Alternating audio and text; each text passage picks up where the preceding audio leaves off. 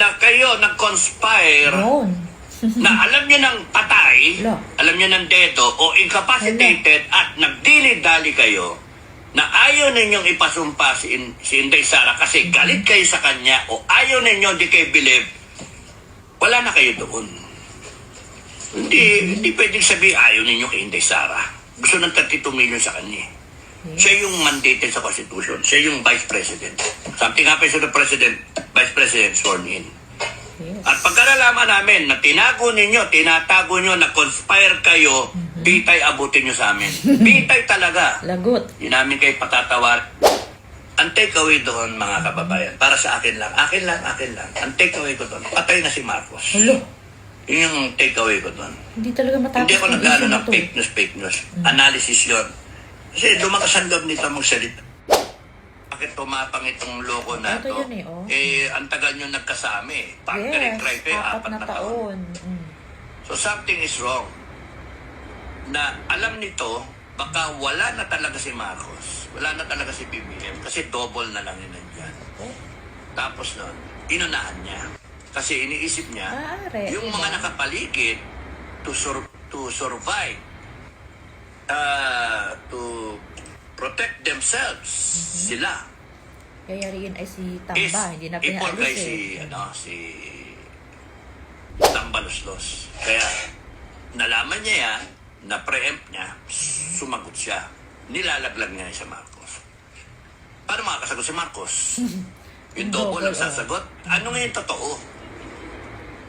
Ayaw kasi sabihin eh. May kababagong kapasok lang. Ito yung sinasabi niya tayo. Still, again, need to be confirmed. Yung doktor sa US,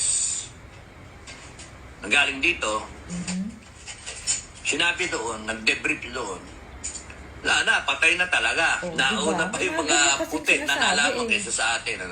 Kung kayo Pilipino, pro-Marcos kayo, magalit kayo. Yung idol ninyo, tinago. Kung dedo na yan, alamin nyo kung patay na ba yan o yung peke yung nakaupo dyan. Sino may mastermind ng pagtago dyan? Sino? Nasaan yung bangkay? Kung totoo to nasaan yung bangkay? Sabi niya, nag-iingat na rin kayo, baka mayari na naman. Nasaan banda? Saan parte ng Pilipinas? Nasa norte ba? Sino ang may pakana na itago sa publiko? Yes, na maliwanag sa konstitusyon. Violation ng konstitusyon yan, high treason yan. Na pag kami nangyari sa presidente na matay o kaya incapacitated, nag-aagaw buhay, hindi na tayo maging presidente, automatic Vice President will be sworn in. Ayaw nga nilang mangyari pagkanalaman namin na kayo nag-conspire na alam nyo ng patay, alam nyo ng dedo o incapacitated at nagdili-dali kayo na ayaw ninyong ipasumpa si Inday Sara kasi galit kayo sa kanya o ayaw ninyo, di kayo believe, wala na kayo doon. Hindi pwedeng sabihin ayaw ninyo kay Inday Sara. Gusto ng 32 million sa kanya. Yes. Siya yung mandated sa Constitution. Siya yung Vice President. Something happens to the President, Vice President sworn in. At pagkalalaman namin na tinatago nyo, na conspire kayo, bitay abutin nyo sa amin. Bitay talaga. Hindi namin kayo patatawarin. Mag-declare kami talaga. Pag umikot ang gulong, iikot na yan. mag-declare ng taong bayan ng bitay. Hindi na kami hintay ng Congress. Because we will abolish Congress. Taong bayan. Ang takeaway doon, mga kababayan, para sa akin lang. Ang takeaway ko doon, patay na si Marcos. Yun yung takeaway ko doon. Hindi ako nag-ano ng fake news. Analysis yun. Yes, analysis. Kasi lumakas ang loob nito magsalita. Why?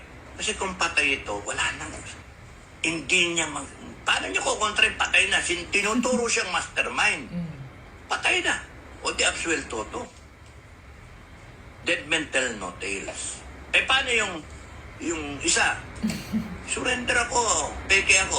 Patay na talaga yan, okay yun, nandoon na, nakakapaong na, nakapreser. Fake ako, fake. Amin niya, kita niyo. Takutin niya ng ng mastermind siya. Akuhin niya lang ng kasalanan. Hindi, amin yan, fake siya. Amin niya na double siya.